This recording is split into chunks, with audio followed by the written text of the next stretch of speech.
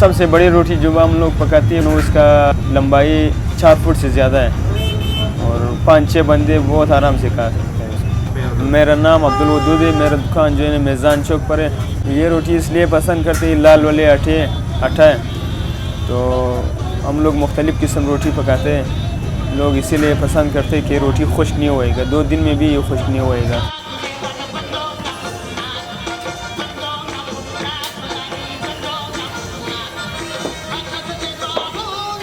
3 किस्म रोटी हम लोग पकाते हैं, एक जो है ना 20 वाला है, एक 40 वाला है और तीसरी जो है ना 80 वाले हम लोग पकाएंगे। लोग दूर दूर जगह से आ रहे हैं के लिए रोटी किस्म की रोटी हम लोग जब पकाते हैं ना, इसीलिए लोग पसंद करते हैं और इसके ऊपर हम लोग दूध भी लगाते हैं, लोग इस चीज़ को भी पसंद करते हैं ना।